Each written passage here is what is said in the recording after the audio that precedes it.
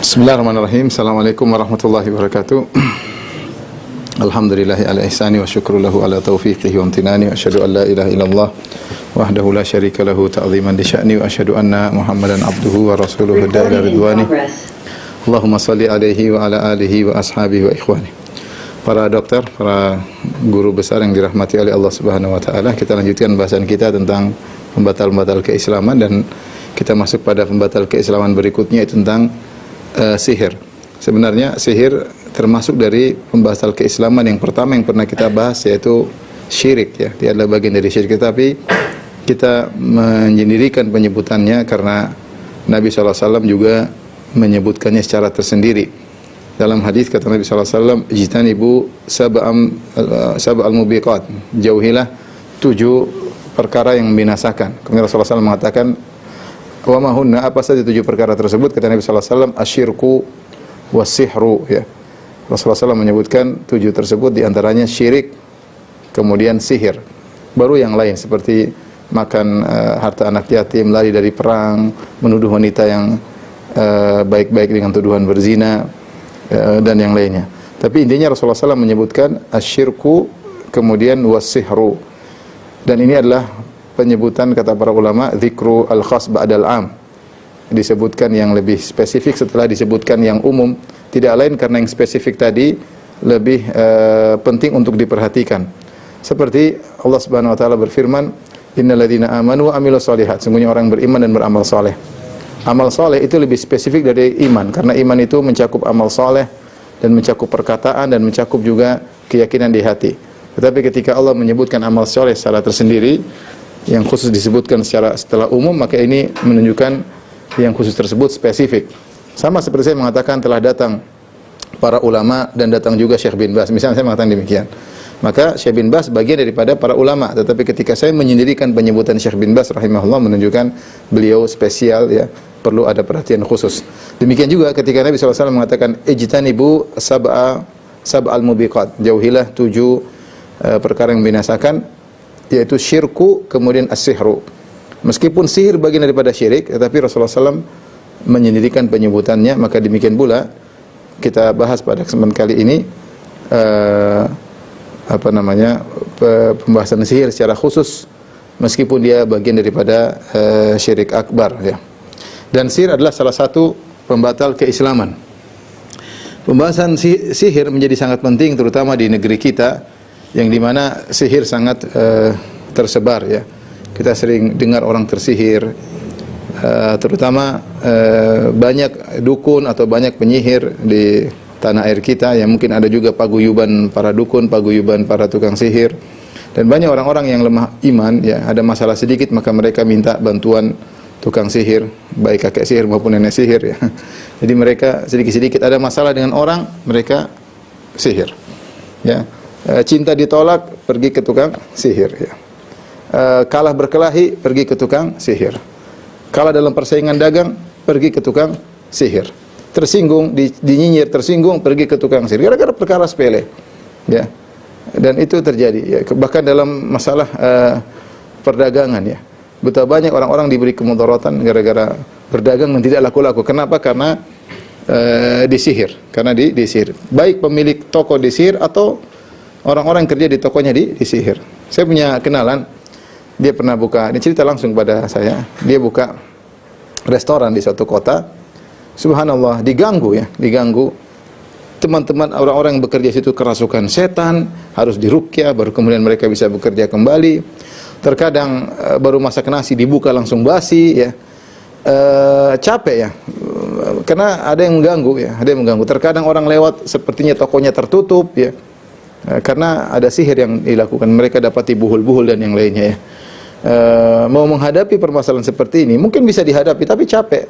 Sampai kapan? Setiap dagang diganggu. Dan orang bermudah-mudahan melakukan praktek sihir, padahal sihir adalah dosa besar yang bisa mengeluarkan seorang dari Islam. Akan kita bahas dalil-dalil yang menunjukkan bahwasanya sihir menyebabkan kekufuran. Sebelum kita bahas tentang dalil-dalil yang menunjukkan bahwasanya sihir penyebab kekufuran, kita bahas tentang definisi sihir terlebih dahulu ya. Definisi sihir ya. sihir secara bahasa ya, atau etimologi ya, dan juga secara istilah atau terminologi ya. Secara bahasa maka sihir diambil dari kata sahara ya, sin, ha dan ra, yang menunjukkan ma khafiya sababuhu wa daqqa, yaitu ma khafiya sababuhu atau latufa sababuhu wa daqqa, yaitu perkara yang samar. Perkara yang samar. Ini secara bahasa ya. Makanya dikatakan sahur ya. Waktu sahur, sahar, dikatakan sahar adalah waktu sebelum subuh karena di situ waktu tenang, senyap, sepi, waktu menjelang subuh, maka dikatakan waktu sahar ya. Demikian juga ketika Rasulullah SAW pernah mengomentari seorang yang menjelaskan dengan begitu hebat penjelasannya, kata Nabi SAW, inna minal bayani la sihra, inna minal bayani la sihra, sungguhnya di antara penjelasan ada yang merupakan sihir. Kenapa? Karena samar, dia berbicara dengan orasinya, tiba-tiba seorang terpengaruh dengan orasinya, maka Rasulullah menamakan orasi yang memberi pengaruh tanpa dilihat sebabnya secara langsung, samar sebabnya, disebut dengan sihir oleh Nabi sallallahu alaihi wasallam. Demikian juga ada sebagian orang menamakan namimah dengan sihir. Ya, kenapa namimah dikatakan sihir? Karena namimah sebabnya tidak kelihatan tapi akhirnya bisa memisahkan dua orang yang saling bersahabat, bahkan bisa menimbulkan pertikaian antara dua kelompok gara-gara adanya namimah. Ini adalah sihir secara bahasa, yaitu suatu yang samar sebabnya. Demikian juga sulap mungkin bisa dikatakan sihir. Kenapa? Karena seorang pintar kecepatan tangan sehingga dia bermain sulap ya, padahal itu tidak ada bantuan jin, tapi dengan kecepatan tangannya seorang bisa saja terpedaya karena samar sebabnya, maka bisa dikatakan sihir. Adapun sihir secara istilah, apa maknanya sihir secara istilah? Maka dua metode ulama dalam hal ini. Pertama, metode ulama yang tidak mendefinisikan sihir. Yang tidak mendefinisikan.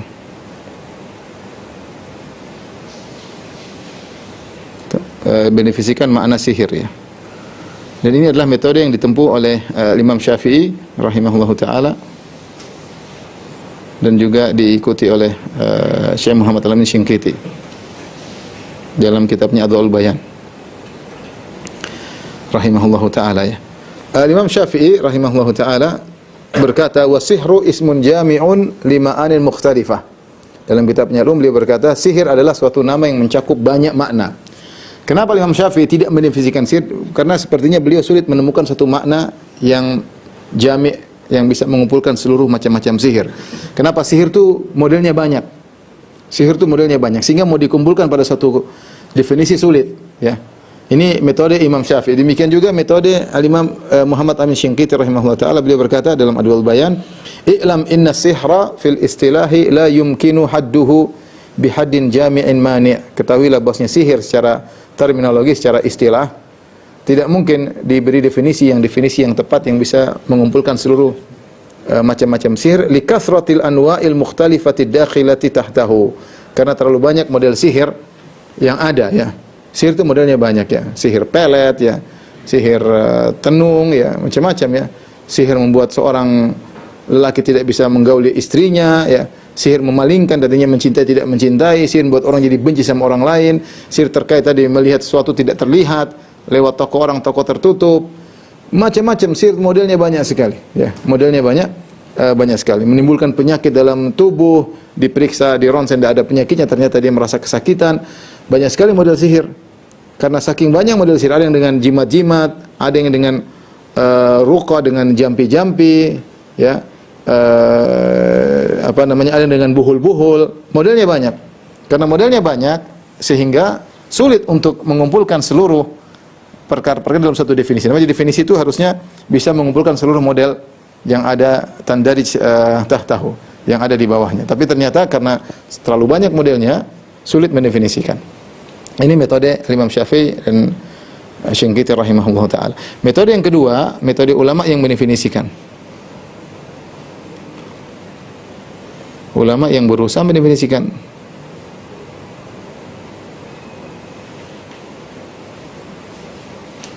Di antaranya adalah Al-Imam Ibnu Qudamah Al-Maqdisi, salah seorang ulama dari mazhab Hambali, mencoba mendefinisikan sihir. Kata beliau, sihir adalah kata dia azaim. Azaim itu maksudnya jimat-jimat. Azaim, jimat-jimat. Kemudian waruqan, ruqan maksudnya mantra-mantra. Mantra-mantra ya. Contoh mantra apa? Abrakadabra ala kazam. Yang sering ditulis di majalah dulu. Ini mantra-mantra, ini enggak benar ini, ya. Kemudian di antaranya uqat, buhul-buhul. Jadi dia mendefinisikan dengan memberi contoh. Sihir itu kalau enggak bukan jimat-jimat yang ditulis, atau dengan mantra-mantra yang dibaca, atau dengan buhul-buhul yang ditiupkan. Ini 3 model sihir. Yang ketiga ini yu'athiru fil qulubi wal abdan. Ketiga perkara ini mempengaruhi hati dan tubuh dan jasad. Dampaknya kata beliau fayumrid, membuat sakit, menimbulkan sakit. Wa yaqtul, membunuh, bahkan membunuh. Wa yufarriqu bainal mar'i wa zawjihi, memisahkan antara suami dan istri.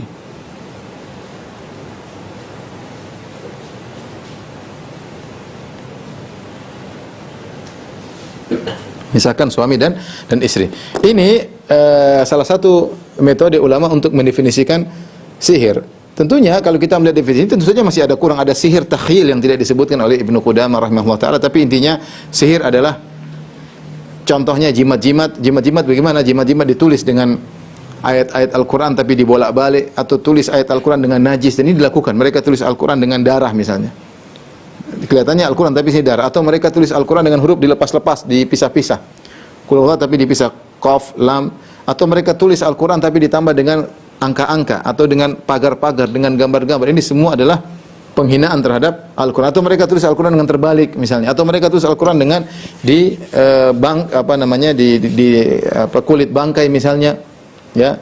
Ini contoh ya. Adapun mantra-mantra ya tentu mereka punya bacaan-bacaan sendiri, memanggil syaitan, memanggil ruh-ruh ya, dan yang lainnya ya.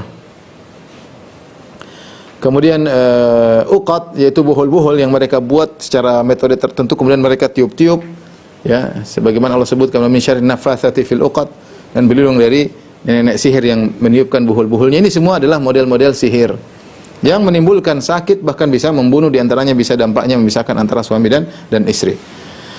Ini definisi sihir. Intinya kita paham sihir adalah kerjasama dengan syaitan dalam rangka untuk memberi mudarat kepada orang lain. Dan sihir ini sudah ada sejak zaman dahulu. Para anbiya, para nabi, mereka diutus kepada kaum mereka yang mengenal sihir. Makanya Allah Subhanahu wa taala berfirman, "Kadzalika ma atal ladzina min qablihim min rasulin illa qalu sahirun aw majnun."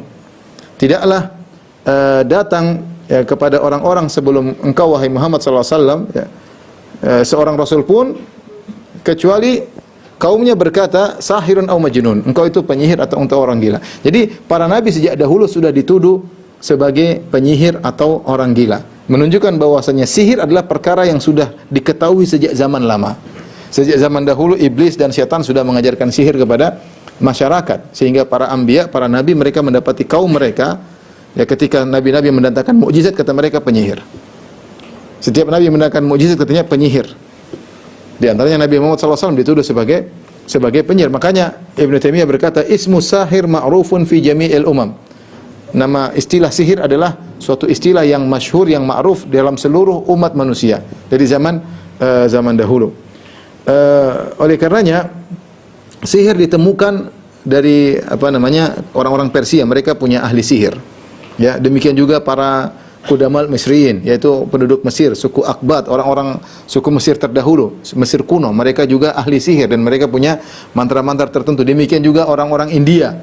India juga banyak ahli sihir. Demikian juga Yunani juga banyak ahli sihirnya. Demikian Yahudi. Yahudi juga banyak ahli sihir.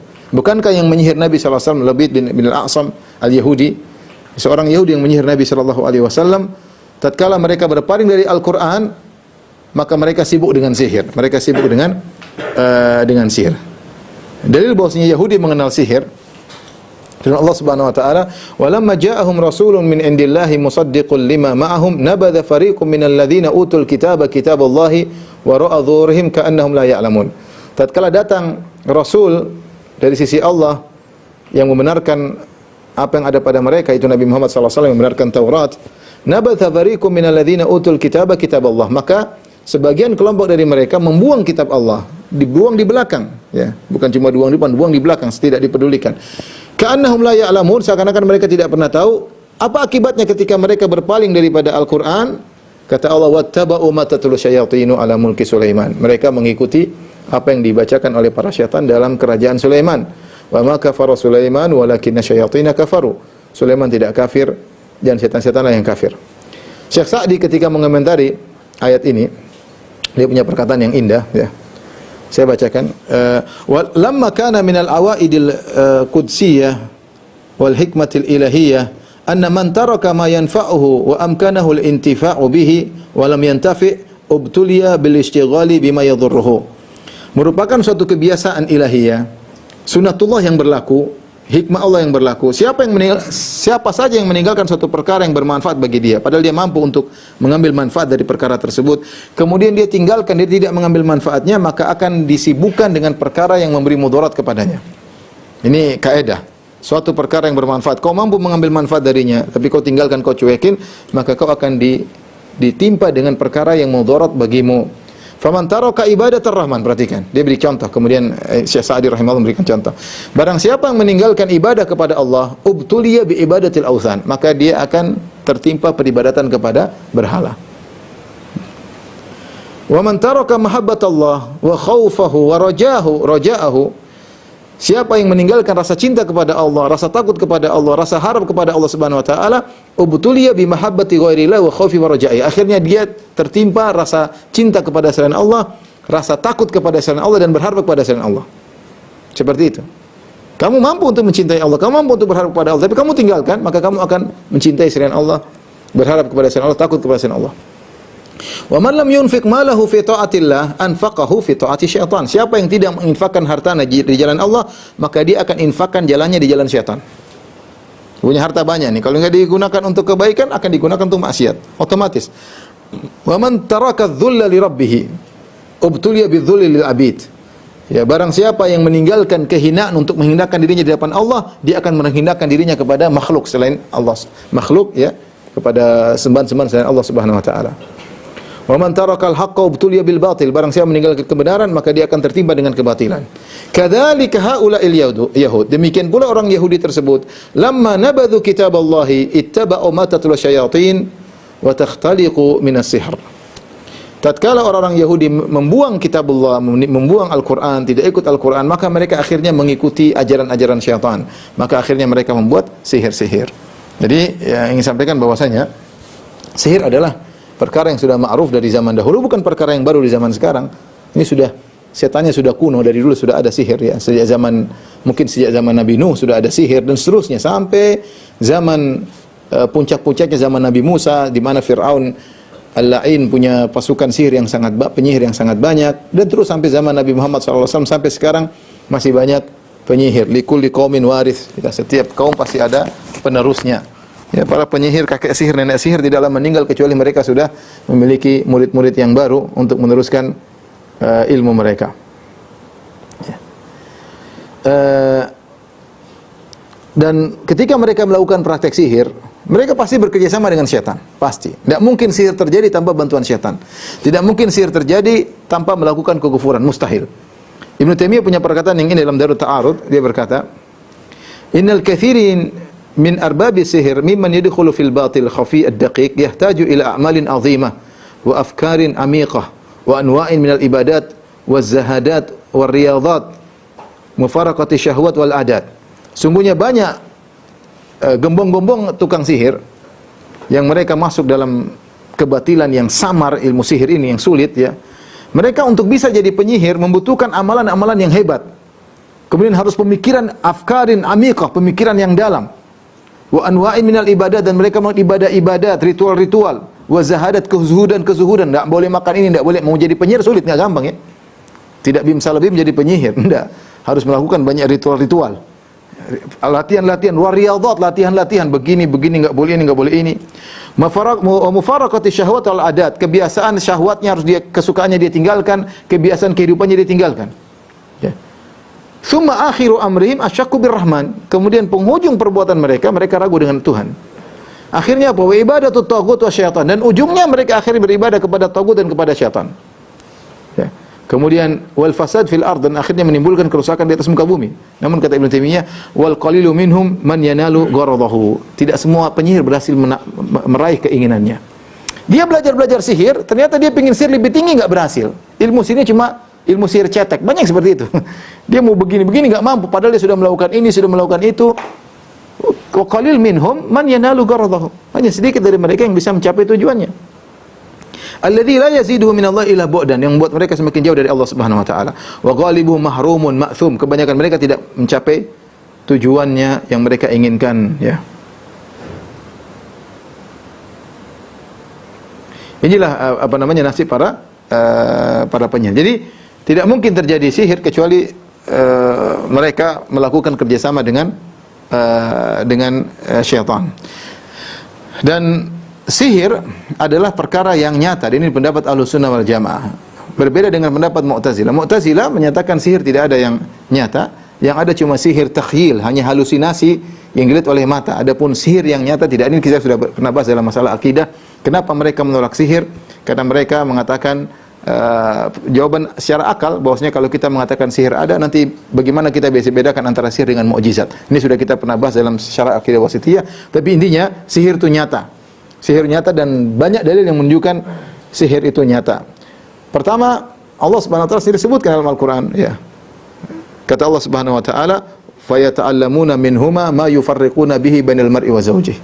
Mereka pun belajar sihir dari Harut dan Marut, yang ilmu sihir tersebut bisa memisahkan antara suami dan istri. Ini nyata, berarti mudaratnya ada, berarti sihir itu nyata.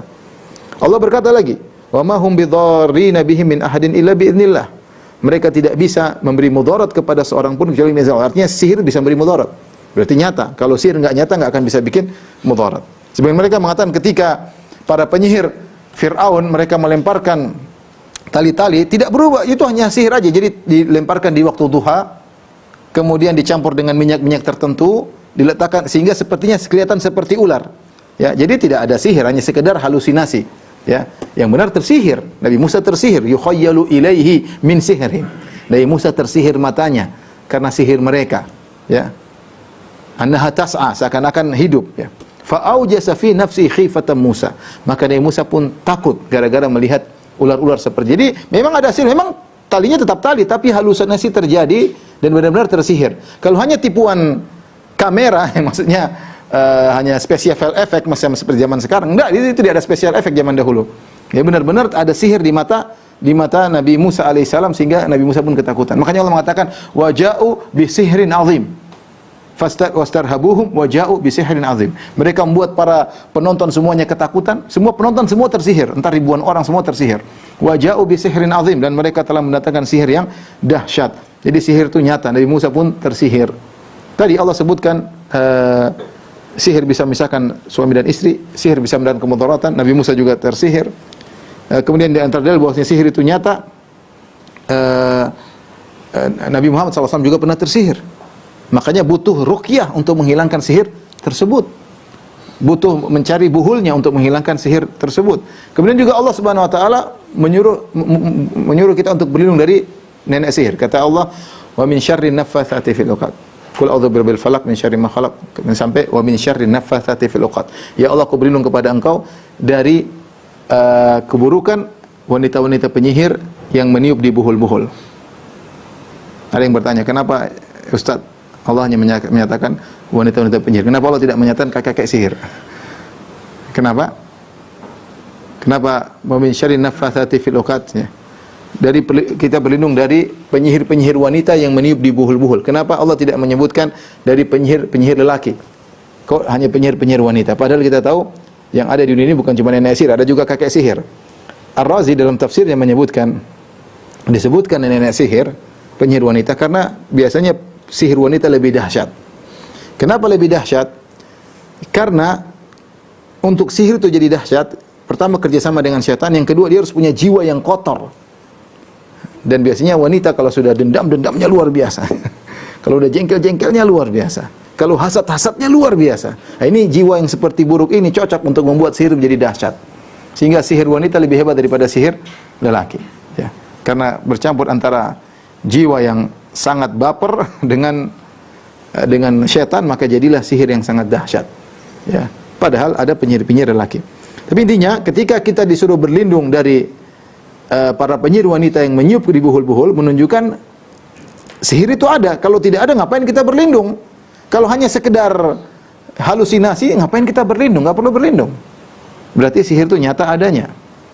Demikian juga Rasulullah SAW bersabda, "Man tasabbaha bisab'ati tamaratin ajwa lan yadurrahul yaum ismun summun wala sihrun."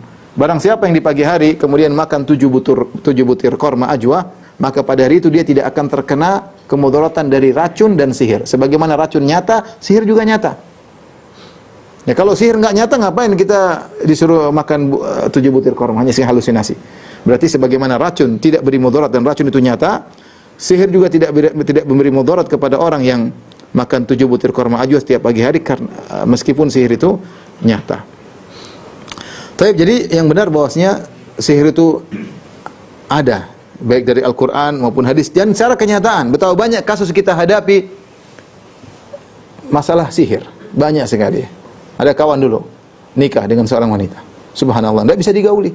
Tidak bisa digauli, tertutup, nggak bisa digauli. Dia punya istri lebih dari satu, istri yang satu bisa, istri satunya nggak bisa. Subhanallah, nggak bisa digauli. Robot, itu namanya sihir robot yang buat tidak bisa digauli. Itu ada sihir seperti itu, ada sihir ya. Tadi saya cerita seperti teman, ada teman juga sudah ngaji, dia buka di suatu kota, dia buka soto atau apa gitulah, dia buka. Setiap dia kesana diganggu, tapi dia lawan, dan sotonya laku karena dia baca Quran, dia ruqyah. Tapi sampai kapan setiap jualan soto harus ruqyah dulu? Akhirnya dia pindah tempat, diganggu.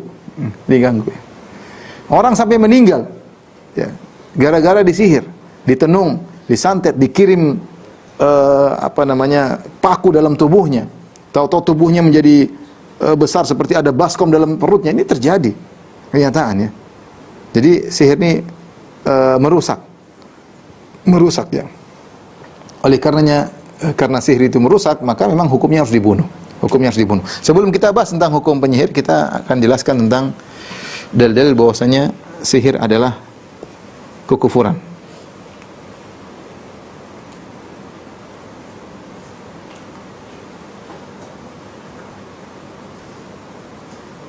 Artinya pelakunya kafir ya. Yang paling dalilnya yang sangat detail ya. Dalam surat Al-Baqarah ya, ayat 102 ya. Pertama, kita cuplikan dari Quran surat Al-Baqarah ayat 102. Ya tadi, wattaba'u ma tatlu syayatinu ala mulki Sulaiman. Ya, mereka orang Yahudi ketika meninggalkan Al-Quran atau meninggalkan kitabullah, mereka buang di belakang mereka. Wattaba'u ma tatlu syayatinu ala mulki Sulaiman. Maka mereka pun mengikuti apa yang dibacakan oleh syaitan pada kerajaan Sulaiman. Ini orang-orang Yahudi ketika mereka belajar, kata mereka ini sihir dari Sulaiman. Kami bisa sihir, ini ilmu dari Sulaiman. Maka Allah bantah, enggak. Yang kalian ikuti itu bukan ajaran Sulaiman. Yang kalian ikuti adalah ajaran syaitan ya. Sampai sekarang orang mengatakan masih ada ilmu putih, ada ilmu hitam. Ini ilmu putih, sihir yang halal.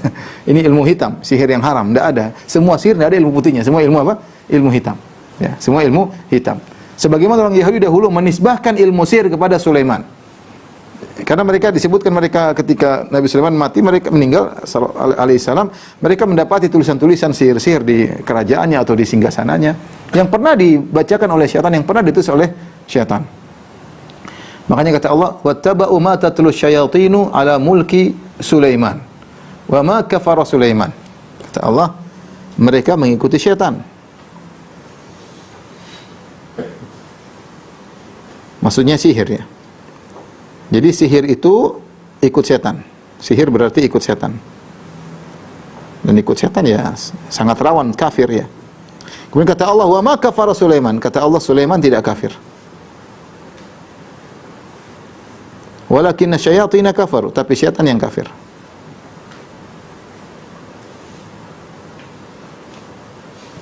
Tapi syaitan yang kafir. Ya. Berarti orang belajar sihir kafir. Ya. Karena syaitan-syaitan tersebut kafir karena mengajarkan sihir. Yu'allimuna an-nasa sihr. Allah sebutkan. Kenapa syaitan kafir? Yu'allimuna an-nasa sihr. Karena syaitan mengajarkan sihir.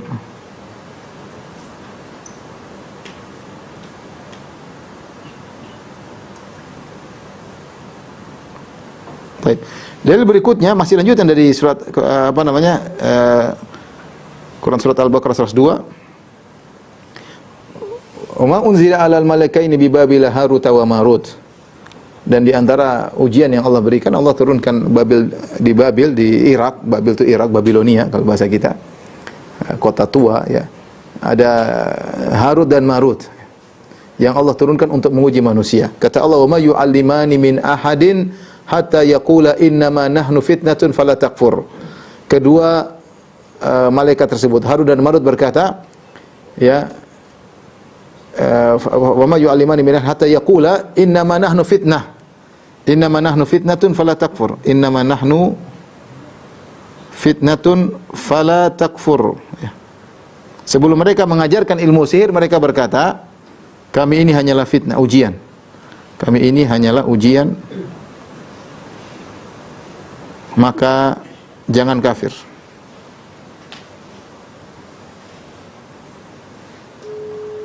Maka jangan kafir. Nah, berarti kalau belajar ilmu sihir berarti kafir. Ya.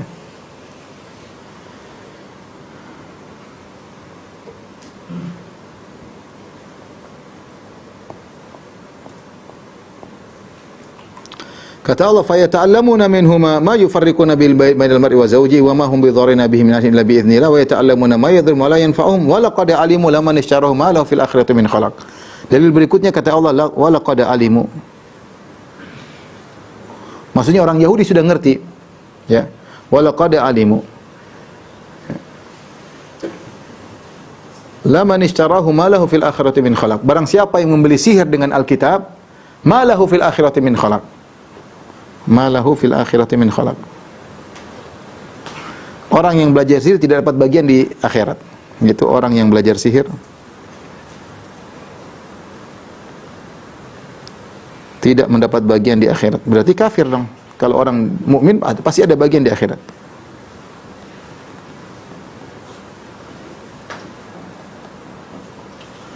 Wala bi'sa ma syarabi anfusahum law kanu ya'lamun. Dalil berikutnya yang menunjukkan penyihir kafir, Quran surat Al-Baqarah lanjutannya 103.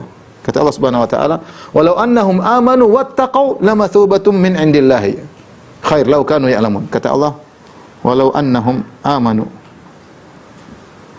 wattaqau lamathubatun min indillahi khair." Kalau mereka beriman dan bertakwa, ya, tentu mereka dapat ganjaran dari Allah. Tentu mereka dapat ganjaran dari Allah.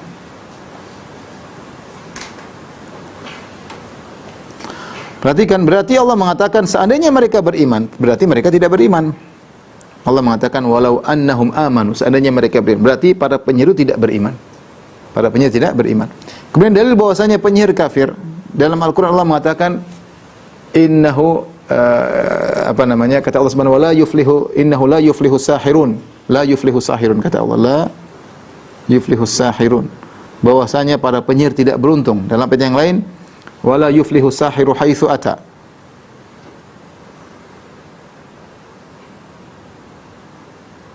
Kata Allah, penyihir tidak beruntung. Dalam ayat yang lain, penyihir datang dari arah manapun tidak ada falah sama sekali. Artinya dinafikan falah, keberuntungan dari mereka dari segala sisi. Falah dari mereka dari segala sisi, ya. Dan tidaklah orang disifati seperti ini kecuali orang kafir. Seperti firman Allah, innahu la yuflihul kafirun. Ya. Ya. Wa man yad'u ma Allahi ilahan akhar la burhana lahu bi fa innama hisabuhu inda rabbih innahu la yuflihul kafirun. Sungguhnya tidak beruntung orang kafir. Sama, penyihir juga dikatakan la yuflihus sahirun. Konteksnya sama. La yuflihul kafirun, la yuflihus sahirun. Berarti penyihir adalah kafir. Orang-orang pelaku kesyirikan kata Allah innahu la yuflihul zalimun. Tidak beruntung orang melakukan kesyirikan. Jadi konteks la yuflihus sahirun atau la yuflihus sahiru haitsu ata mirip seperti la yuflihul kafirun, tidak beruntung orang-orang kafir, la yuflihuz zalimun, tidak beruntung orang-orang syirik. Berarti sama hukumnya kafir. Kemudian di antara dalil bahwasanya sihir adalah kekufuran, ya. Bahwasanya sihir adalah bagian daripada syirik.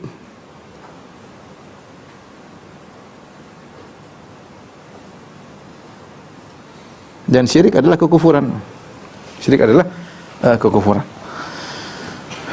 Kemudian di antara dalil bahwasanya sihir adalah kekufuran, Nabi menghukum orang yang datang ke tukang sihir kafir. Bagaimana penyihirnya? Ya, man atakahinan aw sahiran fasaddaqa bima yaqul faqad kafara bima unzila ala Muhammad. Barang siapa yang datang kepada dukun atau penyihir kafir, yang datang kepada tukang sihir aja kafir, apalagi tukang sihirnya. Yang datang dan membenarkan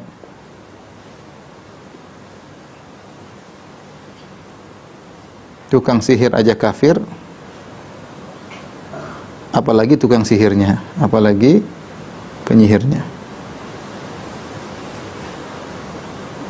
Ini semua dalil bahwasanya penyihir adalah kufur. Taib, karena penyihir kufur, hukumnya adalah murtad. Mereka kafir kenapa? Karena dihukumi murtad. Kafir karena murtad. Karena terjerumus dalam kekufuran. Terjerumus dalam kekufuran karena menyembah syaitan, melakukan kufuran, menulis Al-Qur'an, menghina Al-Qur'an, sehingga mereka hukumnya murtad. Nah, kalau murtad hukumnya dibunuh. Kata Nabi SAW, "Man baddala dinahu faqtuluh." Siapa yang mengganti agamanya murtad, maka bunuhlah. Oleh karenanya telah datang dari beberapa sahabat menghukum bahwasanya orang penyihir dihukum. Datang dalam hadis haddus sahir darbatun bisayf, bahwasanya penyihir itu dipenggal kepalanya, namun riwayatnya lemah. Riwayatnya lemah hadis tersebut. Tetapi datang dari beberapa sahabat, mereka menghukum para penyihir untuk dibunuh. Seperti Umar bin Khattab radhiyallahu anhu pernah menulis perintah ketika dia menjadi khalifah. Aniqtulu kulla sahirin wa sahirah. Bunuh seluruh penyihir. Dan itu perintah Umar bin Khattab disebarkan di seluruh kaum muslimin dan tidak ada yang mengingkari. Fakana ijma'an, kala Ibnu Qudamah. Kalau begitu ini ijma' ulama bahwasanya penyihir dibunuh. Karena Umar pernah ketika jadi khalifah memerintahkan untuk membunuh tukang sihir dan tidak seorang pun yang protes. Di antara yang berfatwa penyihir dibunuh adalah Ibnu Umar, anaknya Umar bin Khattab. Di antaranya Hafsah binti Umar. Ini juga berfatwa bahwasanya penyihir dibunuh. Di antaranya Jundub Al-Azdi, ya, yang dia pernah penggal tukang yang menyulap, memenggal kepala orang di sambung, dia penggal kepala penyihir tersebut, ya. Ada sekitar 6 sahabat yang berfatwa bahwasanya penyihir dibunuh, tidak lain dibunuh karena dia murtad, dan itu yang lebih baik. Penyihir bikin masalah di dunia Islam, ya, gara-gara penyihir orang ketakutan, terkadang seorang diancam dengan santet, ya.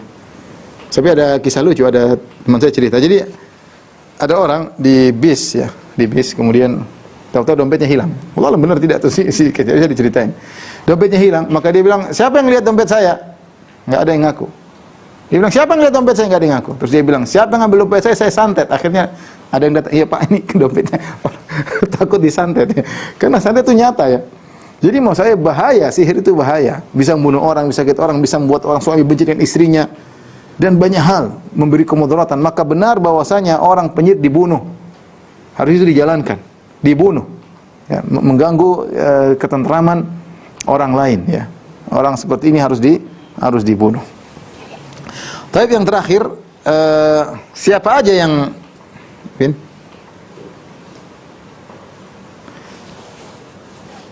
siapa saja yang terkena vonis kafir gara-gara sihir ini, ya. Berapa?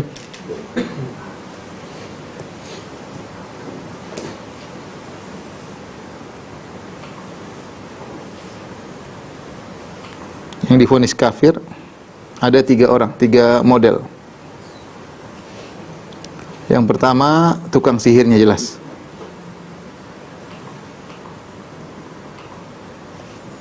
Yang kedua, yang belajar sihir meskipun belum melakukannya, belum mempraktekannya.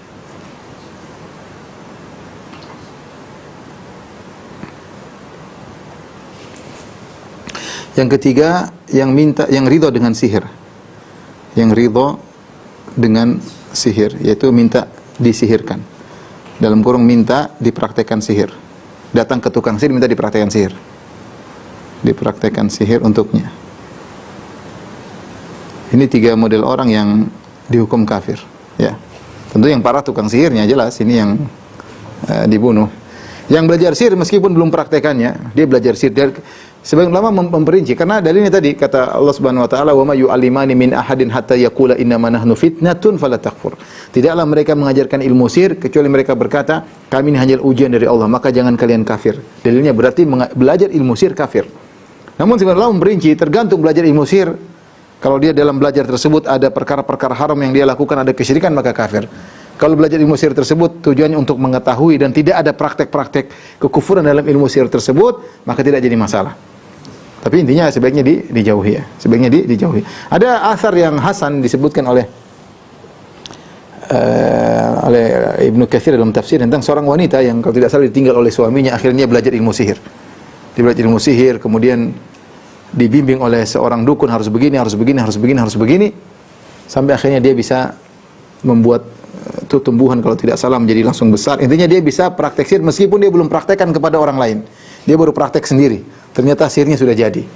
Ketika itu dia baru sadar bahwasanya dia kufur kepada Allah Subhanahu wa taala. Dia belum praktekkan ke orang, baru latihan sendiri. Ya, setelah dia melakukan hal-hal yang haram, kemudian dia bisa melakukan sihir, akhirnya dia menyesal, akhirnya dia pun pergi ke para sahabat. Dia pergi ingin menemui Nabi SAW untuk mencari solusi taubat kepada Allah, tapi Nabi SAW sudah meninggal dunia. Akhirnya datang kepada para sahabat dan dia mengaku perbuatan sihir yang dia lakukan. Para sahabat tidak menjawab, mereka offer ke sahabat yang lain, offer ke sahabat yang lain, offer ke sahabat yang lain, sampai akhirnya dia offer kepada Ibnu Abbas radhiyallahu anhuma. Maka Ibnu Abbas mengatakan, apakah engkau punya orang tua? Kalau nggak salah kau punya ibu. Ya, bisa dilihat di tafsir Ibnu Katsir. Saya belum cek lagi, sudah lama. Apakah kau punya ibu? Kata dia, ada. Maka berbaktilah kepada orang tuamu, semoga bisa mengampuni dosa sihirmu tersebut. Ya. Jadi intinya belajar sihir meskipun belum dipraktekkan kepada orang lain bisa terjerumus dalam kekufuran. Jangan ambil misalnya buku belajar sihir dan praktek, ambil ini, ambil kodok, kemudian ambil apa, kemudian ditulis Al-Quran. Ini meskipun belum jadi sihir, baru praktek. Tulis Al-Quran dengan darah misalnya, darah kodok, darah ini sudah kufur, tidak boleh. Kufur. Meskipun dia belum praktekkan kepada orang lain. Yang ketiga, orang yang datang ke tukang sihir minta disihirkan juga kufur. Laisa minna man tasahhara aw tusuhhira lahu. Bukan dari golongan kami orang yang melakukan praktek sihir atau dia minta untuk dipraktekkan sihir untuk dia. Sebab saya pernah menghadapi kasus, ya. Jadi seorang lelaki datang kepada saya, "Ustaz, istri saya disihir." Saya bilang, "Siapa yang sihir?" "Adiknya, Ustaz." "Loh, adiknya sihir?" "Ya, Ustaz, adiknya yang sihir." "Loh, kasih tahu kalau itu haram, tidak boleh, itu syirik." "Lah Ustaz, adiknya ini lulusan pondok," katanya. Jadi sampai seperti itu, ya. Orang udah hasad, sudah dengki, mau apa dia praktek sihir. Ya, orang yang minta praktek sihir untuk dirinya juga kufur kepada Allah Subhanahu wa taala. Wallahu a'lam bishawab. Ini semua menunjukkan bahwasanya sihir adalah kekufuran, dan siapa yang melakukan praktek sihir atau mempelajarinya atau minta untuk sihir, maka dia juga terjerumus dalam kekufuran. Maka seorang waspada, ya, dan jauhi perbuatan-perbuatan yang terkait dengan masalah sihir. Wallahu a'lam bishawab. Demikian saja para dokter yang saya sampaikan. Kalau yang bertanya saya persilahkan. Bismillahirrahmanirrahim.